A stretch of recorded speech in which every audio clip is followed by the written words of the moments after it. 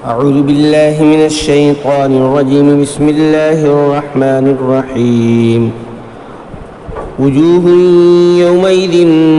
ناظرة إلى ربها ناظرة ووجوه يومئذ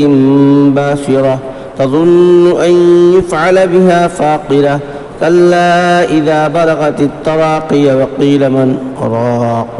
وظن أنه الفراق والتفت الساق بالساق إلى ربك يومئذ المساق۔ یہ سورہ قیامہ کی آیت نمبر 23 تا 30 ہے۔ ارشاد ربانی ہے، بہت سے چہرے اس دن بارونق ہوں گے، اپنے پروردگار کی طرف دیکھتے ہوں گے، اور بہت سے چہرے اس دن بدرونق ہوں گے، سمجھ رہے ہوں گے کہ ان کے ساتھ کمر توڑ دینے والا معاملہ کیا جائے گا۔ ہرگز ایسا نہیں، جب جان ہتھیلیوں تک پہنچ جائے گی اور کہا جائے گا کہ ہے کوئی جھاڑ پھونک کرنے والا،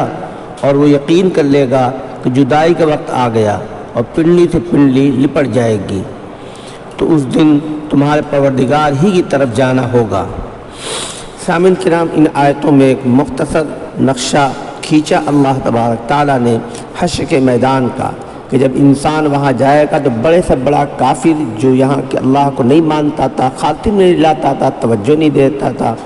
وہاں وہ سب کچھ یقین کر لے گا، کیونکہ یقین نہ کرنے کی کوئی شکل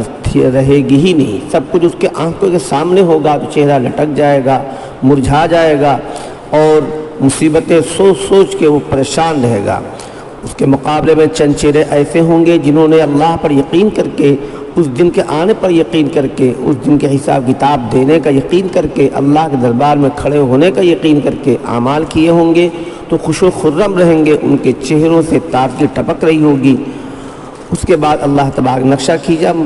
موت کا، جو آخرت کی پہلی منزل ہے، کہ جب آدمی کو موت کا یقین ہو جاتا ہے، دوا دارو سے تھک جاتا ہے، ڈاکٹر علاج کرتے کرتے تھک جاتے ہیں، ہاتھ اٹھا لیتے ہیں، تو پھر آخری منزل کے طور پر سوچتا ہے کوئی جھاڑ پھونک کرنے والوں کو تلاش کیا جائے، اسی سے کچھ پھنکوا دیا جائے، شاید مرض دور ہو جائے۔ تو اللہ نے فرمایا کہ کہتے ہیں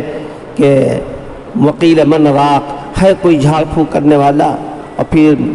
آدمی بھی سمجھ لیتا ہے کہ بس اب جدائی کا وقت ہے، مایوس ہو جاتا ہے زندگی سے، اس کے ورثہ بھی سمجھنے لگتے ہیں، تیماردار بھی جاننے لگتے ہیں کہ اب مریض کے جانے کا وقت آ گیا ہے، اور پھر پنڈلی پر لپٹ جاتی ہے، کیونکہ یہ ایسے موقع پر پریشانی جب آدمی مریض رہتا ہے تو پنڈلی سے لپٹتی ہے۔ اور بعد علماء نے فرمایا کہ یہ محاورہ ہے عربوں کا کہ ایک نہیں مصیبت بلکہ دو مصیبت، ایک تو اس وقت کی تکلیف، دوسرے آخرت میں جا کر اللہ تعالیٰ کے دربار میں کھڑے ہونے، حساب دینے کی تکلیف۔ ان دو تکلیفوں کو سوچ کر وہ پریشان رہتا ہے۔ غرض یہ سارا نقشہ ہے آخرت کا، جس کا آخرت پر یقین ہے اس کے اعمال الگ اور بدلے رہتے ہیں۔ وآخر دعوانا الحمدللہ رب العالمین۔